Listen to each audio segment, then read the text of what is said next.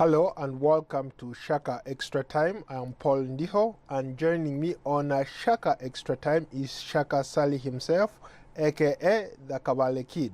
Hello, Shaka. How are you? Hello, Paul. Good to see you again. Well, I have to say that I'm hugely terrific this time around. And a warm welcome to all our Facebook followers watching us live from all over the world. Shaka Extra Time is a place where you get to ask Shaka some questions about the politics, the issues, anything that is of particular concern to you. So Shaka, let us start in Kenya. There is so much happening in Kenya. The general election is scheduled to take place on August 8th, 2017. Voters once again will be excited to see the key major players tussling out each other. That is President Uhuru Kenyatta and his political arch-rival Raila Odinga. Your thoughts? Very interesting. Of course, we should not forget the fact that there are several other political leaders who are also trying to win State House Nairobi, even though, to be politically perhaps realistic, we are probably on firm ground, and should be safe to say that as in the previous 3 or 4 different types of elections, it is increasingly, of course, looking once again as a two-horse race between those two key principles that you mentioned. And everything on the ground, frankly, indicates that it is very interesting. It's beginning, in fact, to look like a real electoral process. Some publication just came out with a survey that shows that those two candidates are almost neck to neck, with, of course, the exception of a margin of error of about 4 percentage points. What does this say about President Uhuru's incumbency?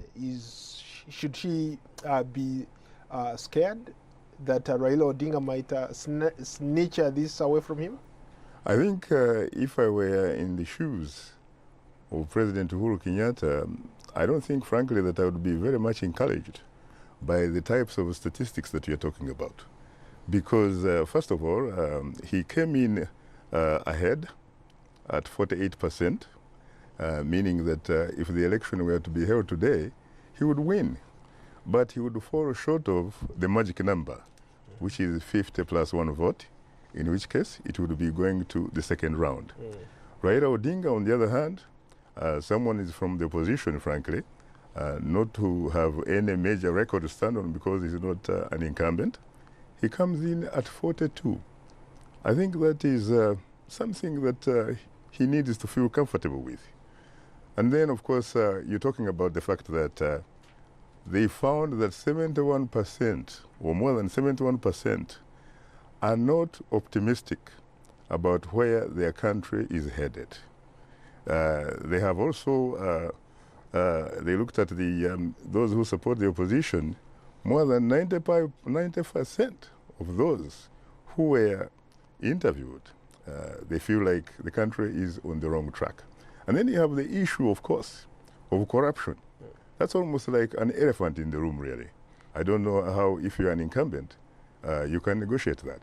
But in fairness to that, a lot of people would say under President Uhuru Kenyatta's leadership, Kenya has gone through some interesting times, but they have also concentrated on infrastructure development. For example, he's about to inaugurate the standard gauge railway, where they spent about almost $3.5 billion. Well, of course, they didn't quite just spend it, they borrowed it.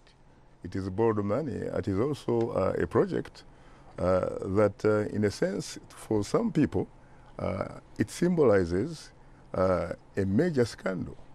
We're talking about corruption here because, in fact, there are some people who have said that if you compared, for example, the railway project from Mombasa to Nairobi and compare with the other Chinese projects in Tanzania and Ethiopia, that frankly, you couldn't possibly justify the figures that is coming out of Nairobi. Now, having said that, we should obviously give credit to where it belongs. I think that Kenyatta did a great job because this is the first major infrastructure project that has actually taken place, probably in the entire East African region. You understand that there used to be a railway, which was called, in fact, the Uganda Railway, which started out of Mombasa and ends in Kasese, Western Uganda. This was started in 1896, and it was completed in 1929. There are more than 2,000 people that died along the way during the construction. In fact, man-eaters and all that stuff. Yeah, you've seen those types of films. In fact, the line was dubbed as the Lunatic Express, or the Lunatic Line, because it caused a lot of damage. But let's face it, at the end of the day, it sincerely became a major, if not a huge, economic and strategically vital for both Kenya and Uganda. There are some analysts who say that the outcome of this election in Kenya, pitting President Uhuru Kenyatta against former Prime Minister Raila Odinga, who, by the way, has failed three times, that this could be the time he actually makes it to State House Nairobi. Not only could it be the time, but I think we should also point out the fact that there is a lot of evidence, sincerely, which suggests that the last two elections, the last one being the 2013 and the one of 2007, which caused mayhem, as you remember, these were not, in fact, elections. These were state strategic projects, whose results, frankly, did not necessarily reflect the people who actually went to the vote, but rather the numbers at the end of the day were reflections of who had the power to announce the results. And it happened to be the state of Kenya. And now it's a question of who controlled it at that time. In fact, you remind me of a greater saying by Joseph Stalin, who said it doesn't matter who counts the vote. Right, it doesn't matter how many people show up to vote, but what matters is who counts the vote. That's a perfect segue for us to go to Rwanda. Obviously, in Rwanda, that saying could not be further from the truth. When you talk about who they're having elections, August 4th, 4 days before the Kenyan election, and there's no opinion poll to judge by what is going to happen in Rwanda. But most political analysts who are observing the Rwanda situation, they say there's not going to be an election because we already know who is going to count the vote. Your thoughts on that? Well, I think those types of pundits or observers and what have you wouldn't probably be very far away from getting it right, because let's face it, you know as well as I do that last year there was a referendum, so to speak, which was overwhelmingly supported by the majority of the people, really. And we were told that there were only 10 people, if I remember correctly, that were of the opposing view. Now, if you, in fact, even if you had an opportunity to have a semblance of election, are you telling me that you can persuade more than 10 people to decide to vote for someone else other than the incumbent president, Major General Paul Kagame? Let's face it, you don't even have a semblance of an independent media in Rwanda, unlike, say, what you have in Kenya, even though the traditional media, to be very honest with you, is largely controlled by Kenyatta and his supporters and his allies. I am talking about the Nation Media Group, which is owned largely by the Aga Khan, but largely controlled probably what they call the Chiambu Mafia or that kind of stuff. We're talking about television, newspapers, we're talking about radios and all that kind of stuff. And when you look to the other major traditional media, the Standard Media Group is basically largely controlled by former Kenyan President Daniel Arap Moi and his his supporters. And those two politically happen to be on the same page. And then you have, for example, Capital Radio, controlled by one of the richest Kenyan, tycoons, Chris Kirubi. And then you have SK Macharia, the Royal Media, which obviously carries Citizen Television and so many radio stations. These come from essentially the Central Province. And for most political pundits think that these obviously would support the incumbent. Not to mention that the Kenyatta family itself has actually interest in television, K24. They have Kameme radio station, which broadcasts in the indigenous Kikuyu, and they have a lot of other interests. And yet, when you go to the opposition, people like Raila and his supporters and what have you, frankly, don't seem to reflect anywhere on the radar when it comes to the media.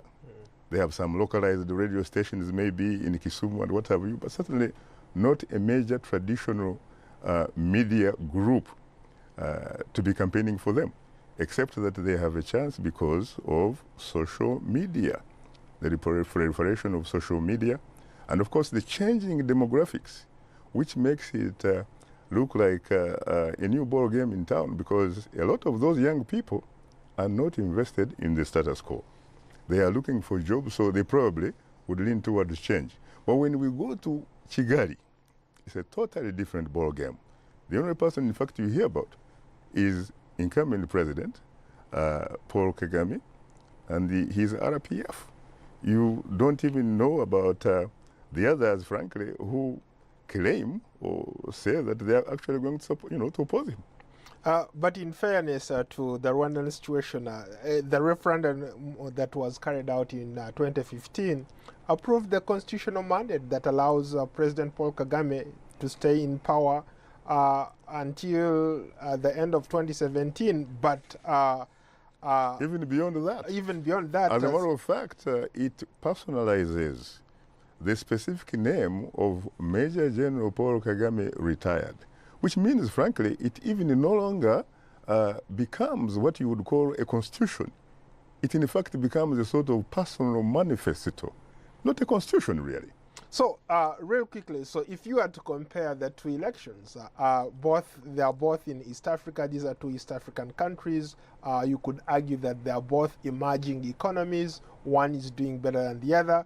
But on paper, Rwanda seems to be doing very well because of Kagame's leadership.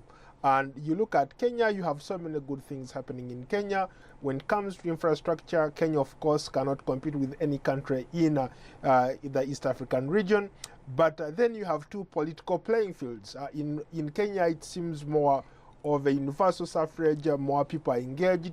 In Rwanda, it's a one-man show. How would you compare the two? Very interesting. In fact, in Kenya, we also need to talk about the fact that they have undergone and probably still undergoing a bit of drought.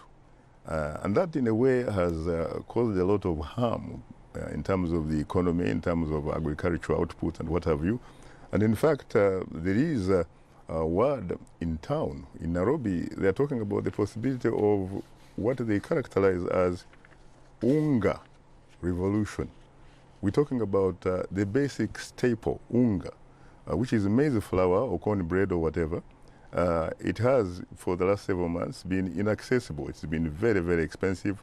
And of course, the average person, frankly, in Kenya, you have to talk about unga, ugari, and sukuma wiki, which is like a type of delicious vegetable, which would be called here, I think, collard greens. Collard greens, that is sukuma wiki. And then, of course, milk, the almighty milk, also is a problem because it costs actually slightly more than, in fact, what you need to buy petrol or gasoline, or that kind of stuff. And of course, you know the GNP of Kenya and what have you. There are not so many people who are very rich. The president can donate some milk because he runs the biggest dairy farm in Kenya, correct? Are you trying to campaign for him? But when it comes to Rwanda, as you say, frankly, again, you're probably talking about a state-controlled election. Because in fairness to the system of Rwanda, you have the president who operates an imperial presidency. He's a sort of presidential monarch, really, some would say, because he has the power, for example, to appoint the Electoral Commission. He has the power in other words, to influence the outcome, really. It's like imagining having a football field, for example, and you have two teams which are coming to play, and one of the two players has the power to name the referee, the linesmen, and probably the spectators. Would you really be in doubt as to how the game would end? Absolutely not. On that note, let's go to the comments. Let us start with Mojisha Richard. He says, Mr. Shaka, what is the difference between democracy and development? Which one does Africa need first? Because the two cannot take place at the same time. Actually, I have news for my brother that the two, frankly, are not mutually exclusive. They are, in fact, mutually reinforcing. In other words, it's a question of how you define democracy. Abraham Lincoln described it as a government of the people. And I'm talking about a great American president who presided over the war in the United States in the 1860s.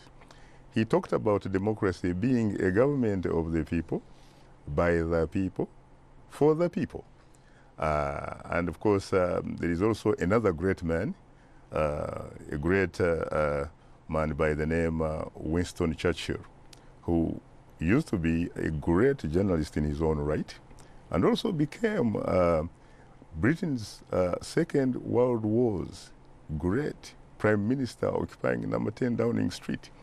He talked about democracy perhaps being the worst form of government, except for all the others that we have at that time, of course. When you compare democracy in his view with, say, what was practiced in the Soviet Union, which was communism, what was practiced in Peking, before it was called Beijing, which was also something akin to socialism or communism and what have you. And if you looked at what was happening in Cuba, Havana, and what have you, that kind of stuff, he would tell you democracy at the end of the day, there was no doubt in his mind that it was the best. Has it changed? It's still the best. Well, it has changed in the sense that you do have some variations in democracy. You have, for example, social democracy in what is traditionally known as Nordic countries. We're talking about Sweden, we're talking about Norway, we're talking about Denmark, Finland, and you could also add the Netherlands, you know, in that camp. And frankly, when you think about it and you look at the yearly published UNDP Development Index, you find that those countries that I mentioned, they occupy pretty much the top 5 in the world.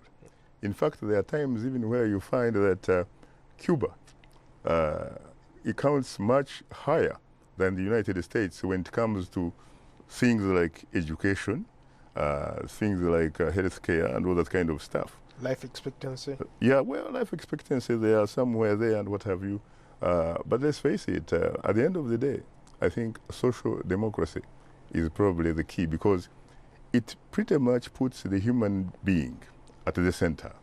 The policies are people-centered, not structure or not infrastructure-centered. Because if you were to ask me, if you had two options, when you think about development, what would you have to go with? Is it infrastructure or education?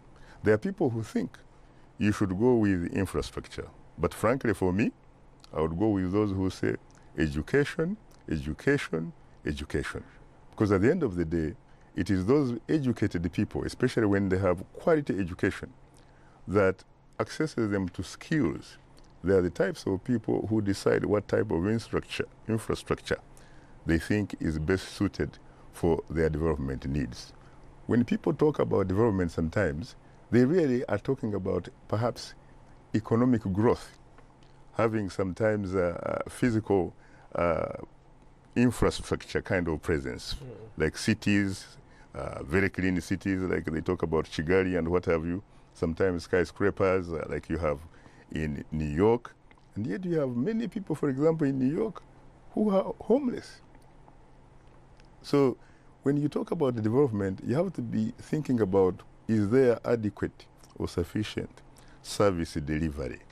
And if there is adequate service delivery, meaning people have unfettered access to education, people have unfettered access to health care, people really believe that they have hope tomorrow if they can work very hard and they are very disciplined and they can pay taxes and all that kind of stuff. And their government is responsive and accountable. And then you have to have freedom of expression.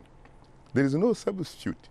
When you're talking about the difference of democracy and development, there is no substitute for people to have civil liberties.